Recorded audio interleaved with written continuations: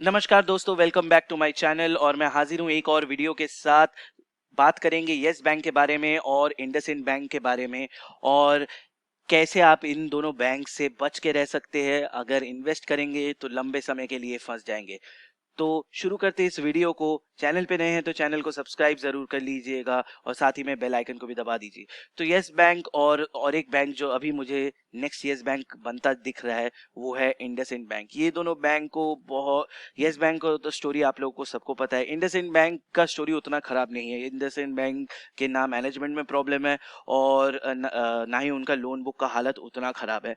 मगर इंडसइंड बैंक पे एक जिसे कहते हैं हवा बनाया गया, जिस हवे के चक्कर में रिटेल इन्वेस्टर ज्यादा इस बैंक की तरफ अट्रैक्ट हो जाते हैं और वो लोग फंस जाते हैं।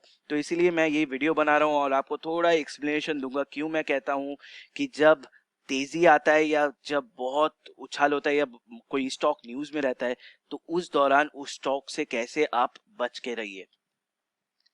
तो शुरू करते हैं इस वीडियो को। अगर आप यस बैंक को देखेंगे तो वही एक ही लेवल। आज तो यस बैंक का ये मैंने खुला है, आज यस बैंक वापस से 6% में 6%, 6.5% नीचे चला गया।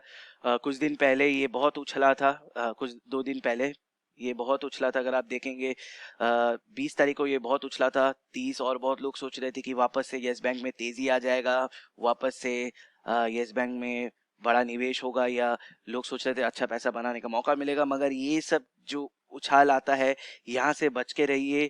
ये जगह पे मेन जो चीज है वो लोगों को फंसाने का स्कीम रहता है, तो यहाँ से आप बच के रहिए। मैं हमेशा से कह रहा हूँ जब तक ये 40 के लेवल को नहीं तोड़ता तब तक तो इस बैंक से आप दूर ही रहिए। 40 के लेवल को तोड़ता है तो आप फिर धीरे धीरे यहाँ पे इन्वेस्टमेंट कर सकते हैं। मगर हाल फिलहाल बैंक में कोई न्यूज नहीं है, बैंक में कोई बड़ा चीज है नहीं, बैंक का कोई ना रिजल्ट डिक्लेयर हुआ है। आगे जाके आगे जाके क्वार्टर्स में लग नहीं रहा बैंक अच्छा प्रॉफिट डिक्लेयर कर पाएगी, एनपीएस कितना बढ़ेगा। तो अचानक से बैंक में अगर तेजी आता है तो हमेशा सोचिए ये लोगों को फंसाने का स्कीम है।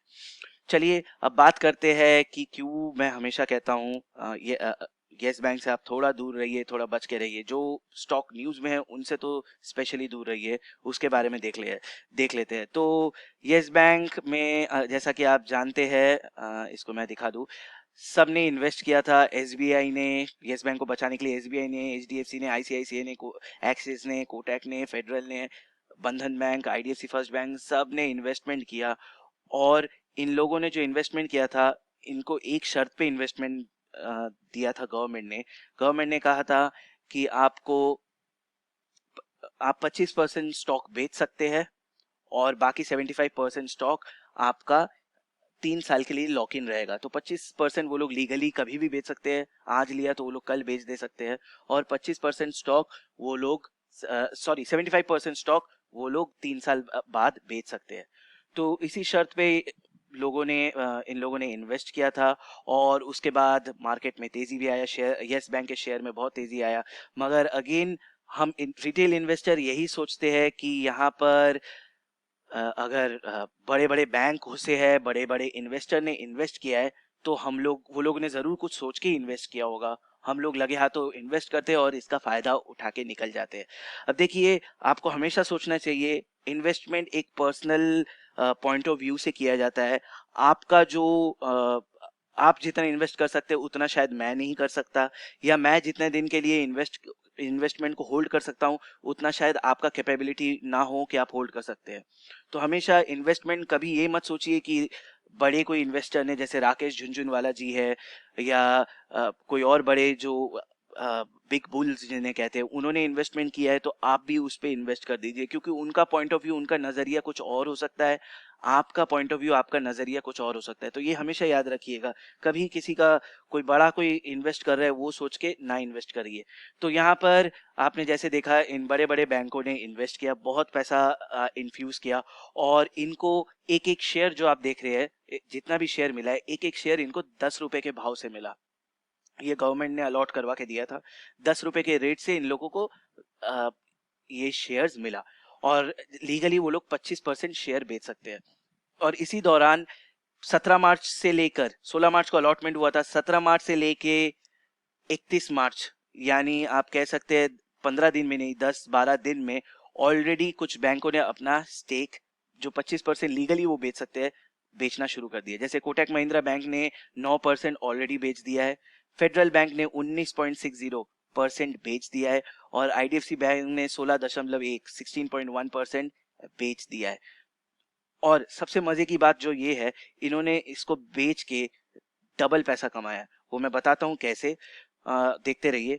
तो नेक्स्ट अगर आप देखेंगे तो ये मैंने वापस से खोल के रखा है, Kotak Mahindra bank, federal bank और आईडीएफसी फर्स्ट बैंक, इन तीनों बैंक ने यहाँ पे बिकवाली किया है, और इन लोगों को शेयर जो अलॉट हुए थे 10 रुपए पर शेयर के कॉस्ट पे अलॉट हुए थे, और इन लोगों का बाइंग कॉस्ट पड़ा था 500 करोड़, फेडरल बैंक का 300 करोड़ और आईडीएफसी बैंक का 250 करोड़। ठीक है। और अगर आप देखेंगे ध्यान से, आप चार्ट भी खोल के देख सकते हैं कि ये यस बैंक का जो शेयर है वो मार्च 17 से लेके मार्च 31 तक, इन कुछ दिनों में ये लोएस्ट जो गया था वो 22 रुपया पे गया था, और हाईएस्ट जो गया था वो 87 रुपीज में गया था। एक बार चार्ट को देख लेते हैं। आप यहाँ पे अगर देखेंगे तो मार्च 17 यहाँ पर था, मार्च 17 को ये यहाँ से खुला, उसके बाद जंप, ये 87, बहुत बहुत उछला था, और उसके बाद फिर धीरे धीरे धीरे धीरे आते आते आते आते मार्च 31 तक ये 22 के नीचे गया नहीं, इतना ध्यान में रखिए। यानी इस दौरान इन्होंने जो भी बिकवाली किया है, मिनिमम उन लोग को 22 रुपया का रेट तो मिला ही मिला है। ज्यादा मिला होगा, मैं एकदम मिनिमम पकड़ के चल रहा हूँ, तो मिनिमम उन लोगों ने 22 रुपया का रेट मिला है। तो यानी 10 रुपए में कुछ खरीद के उन्होंने 22 रुपया में बेचा, यानी 12 रुपए का मुनाफा एक एक शेयर पे। तो देख लेते हैं कि कितना इन लोगों ने मुनाफा कमाया है। मैंने यहाँ पे एकदम लोएस्ट पकड़ा है, सेलिंग प्राइस 22 रुपया, मैंने ज्यादा नहीं पकड़ा क्योंकि ये 87 तक भी गया था, मैंने उसको छोड़ ही दिया, वहां पे भी शायद इन्होंने बिकवाली किया होगा। मैं मिनिमम पकड़ रहा हूँ। अगर मिनिमम में भी देखेंगे तो Kotak Mahindra bank already 9% stake बेच के 56 करोड़ का प्रॉफिट निकाल चुका है, फेडरल बैंक 70 करोड़ का प्रॉफिट ले चुका है, और IDFC first bank 48 crore 48.24 crore का प्रॉफिट ऑलरेडी निकाल चुका है। प्लस इनके पास अभी भी शेयर बाकी है, ये आगे जाके वापस अभी भी ये 25% में कुछ बेच सकते हैं। जैसे 25% में 9% बेच चुका है, तो अभी भी कोटक महिंद्रा बैंक के पास लगभग लगभग 14.5% के शेयर्स बचे हैं। फेडरल बैंक के पास भी लगभग 5%, 5.4% के शेयर्स बचे, और आईडीएफसी फर्स्ट बैंक के पास 8.9% शेयर्स अभी भी बेचने के लिए बचे हैं। तो ये कभी भी बेच सकते हैं, आगे जब भी तेजी आएगा ये लोग वहां पे धीरे धीरे वापस बेचना शुरू कर सकते हैं।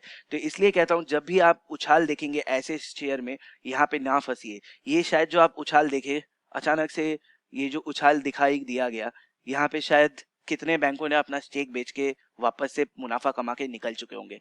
तो हमेशा मैं कहता हूँ, इन सब शेयर से बच के रहिए, कभी भी आप यहाँ पे लंबे समय के लिए फंस सकते हैं। वापस चलता हूँ, और एक बैंक जो अभी मुझे लगता है इसी बैंक की तरह इसको ट्रेड करवाया जा रहा है, बैंक में उतना प्रॉब्लम नहीं है, मगर इसको जानबूझ के वैसा करके ट्रेड करवाया जा रहा है ताकि बड़े लोग पैसा कमाए और रिटेल इन्वेस्टर फंस जाए। तो वैसा ही है, ये है इंडसइंड बैंक। यहाँ पे देखिए धड़ल्ले से गिरा, और उसके बाद आप अगर देखिए तो बीच बीच में तेजी आ रहा है, यहाँ पे फंस जा रहे हैं लोग, वापस से ये गिरता जा रहा है। तो इसको, ये बहुत एक पुराना थ्योरी है जिसे कहते हैं पंप एंड डंप। थोड़ा पंप किया जाता है, लोग अट्रैक्ट हो जाते हैं, और फिर डंप कर दिया जाता है। ऑलरेडी ये शेयर जब इतना गिरा है तो न्यूज बन गया है, रिटेल इन्वेस्टर ऑलरेडी अट्रैक्ट हो गए कि यहाँ पे बहुत कुछ होने वाला है, गिरा है, इन्वेस्ट करेंगे, पैसा बनेगा। अचानक से ऑप्शंस ट्रेडिंग, फ्यूचर ट्रेडिंग में अचानक से कॉन्ट्रैक्ट बहुत खरीद बेच हो रहा है, तो लोग यहाँ पे ज्यादा अट्रैक्ट हो जाते हैं, और उसके बाद धीरे धीरे पंप होता है और फिर डंप किया जाता है। तो अगर इंडसइंड बैंक में आप इन्वेस्टमेंट करना चाहते हैं तो थोड़ा मैं कहूँगा बच के रहिए। ये वाला क्रूशियल लेवल, मैंने इससे पहले भी एक आध वीडियो बनाया है, ये वाला क्रूशियल लेवल है, ये 450 500, हो सकता है ये आपको 600 का भी लेवल दिखाई देगा, मगर वहां पे भी आप बच के रहिए, क्योंकि आगे जाके कुछ दिनों के लिए, कुछ क्वार्टर्स के लिए तो फाइनेंशियल सेक्टर के लिए प्रॉब्लम है, उनको थोड़ा मुश्किल का जिंदगी गुजारना पड़ेगा फाइनेंशियल सेक्टर को। तो थोड़ा बच कर रहिए, और अगर इन्वेस्टमेंट कर भी रहे हैं तो ध्यान से इन्वेस्टमेंट करिए, पूरा पैसा ना लगा दीजिए, थोड़ा थोड़ा लगाइए। 10% का जो मैंने रूल बोला था कि जितना भी आपका पोर्टफोलियो वैल्यू है उसका 10% अगर आप इन्वेस्ट कर रहे हैं, तो मैं कहूँगा फाइनेंशियल सेक्टर में अभी फिलहाल कुछ क्वार्टर्स के लिए उसको और कम कर दीजिए, 5% लगाइए। मान लीजिए अगर आपके पास 10,000 रुपया है, तो जनरली जो मैंने कहा है 1,000 रुपये एक स्टॉक पे इन्वेस्ट कीजिए, तो अभी फिलहाल फाइनेंशियल सेक्टर में 5,000 से ज्यादा ना, सॉरी 500 रुपया से ज्यादा ना लगाइए, यानी 5% of your total portfolio value. अगर आप रिटेल एकदम नए इन्वेस्टर है जिसका कोई पोर्टफोलियो ही नहीं है, जिसने अभी तक सोचा ही नहीं कि मैं कितना इन्वेस्ट करूंगा, जस्ट मुझे इन्वेस्टमेंट करना है, जैसे मैंने भी ऐसे ही शुरुआत किया था, तो मैं कहूंगा आप एक एक शेयर करके शुरू कीजिए। जैसे अगर आपने आज इंडसइंड बैंक खरीदा, मैं ये नहीं सजेस्ट करा कि खरीदिए, मैं कह रहा हूं अगर आपने खरीदा 383 में और कल आपको ये वापस से 400, एक शेयर खरीदिए, कल आपको ये वापस से 400 में मिलता है तो मत खरीदिए, रुकिए, फिर अगर ये 383 के नीचे या 383 385 के करीब करीब मिलेगा तो फिर और एक या दो शेयर खरीद लीजिए, ऐसे करके करिए, धीरे धीरे आपका पोर्टफोलियो ऑटोमेटिकली बढ़ता जाएगा। तो ऐसे करके ट्रेड कीजिए, ऐसे करके इन्वेस्ट कीजिए। ट्रेड करने को मैं हमेशा वो कहता हूँ कि दूर रहिए, ट्रेडिंग में पैसा आपका बहुत निकल जाएगा, इन्वेस्ट कीजिए, इन्वेस्टिंग में अच्छा पैसा बनता है। तो उम्मीद करता हूँ ये वीडियो अच्छा लगा होगा, और वीडियो को लाइक जरूर करिएगा और दोस्तों के साथ शेयर करिए जरूर, और मैं जल्द मिलूंगा एक और नए वीडियो के साथ, आपको कुछ और डिटेल्स देने के लिए, कुछ और इन्फॉर्मेशन देने के लिए। धन्यवाद।